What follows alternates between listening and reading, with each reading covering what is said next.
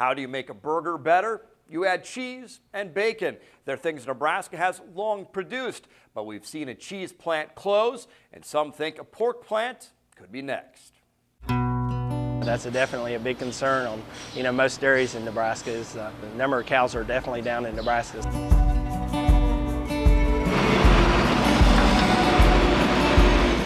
It's meal time at Wolf Den Dairy, and if Steve Wolf does his job, he'll improve your meal. Breakfast, lunch, and dinner aren't complete without things like milk, cheese, and yogurt. And cheese is what this cow's milk was turned into. That's kind of changed in the last 6 months.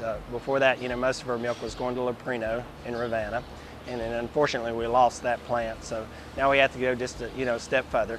That cheese plant closed, in part management said, because they lacked milk supply in central Nebraska. So the milk from Wolf Den Dairy goes elsewhere. Our milk right presently is going to Norfolk. It's a milk specialties. It's a powder plant. The closure in Ravenna cost 170 workers their jobs, but it also cost Steve more time on the road to northeast Nebraska. That's right at about 190 miles. That's getting up there a little bit more, probably just a little more than you'd like, right? Well, that's a little bit more than we like. The 35 miles was definitely a lot, was better. Economists at the University of Nebraska are concerned as well. The state's dairy cow numbers have dropped 20% in a decade. Dairy numbers have been decreasing in the state, whereas in other states they have really grown. I think one of the issues is with Nebraska is we got to get the processing in, and the processing doesn't want to come unless there's a commitment to the dairy. So which comes first? Experts see a similar pattern in pork production. Millions of Nebraska-born hogs are exported to be fed in other states, then shipped back to be processed into ham, bacon, and other pork products. We'd like to break that cycle and have at least half of those hogs fed here in Nebraska, and be able to help support the processing industry more to keep it here in Nebraska, because those jobs are really a boon to the rural areas, and good wage jobs, and very important to the economy.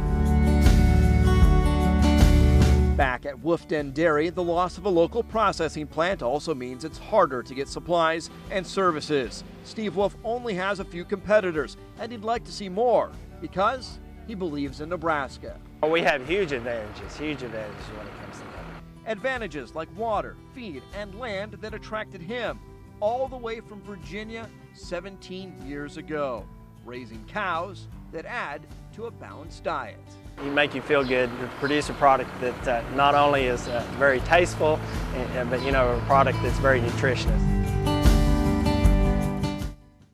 Wednesday night, we talked to Steve about the advantages Nebraska has for livestock producers and why he says it still makes sense for guys to follow suit and move here from the East Coast like he did 17 years ago, especially if we can clear some of the obstacles in the way of livestock expansion.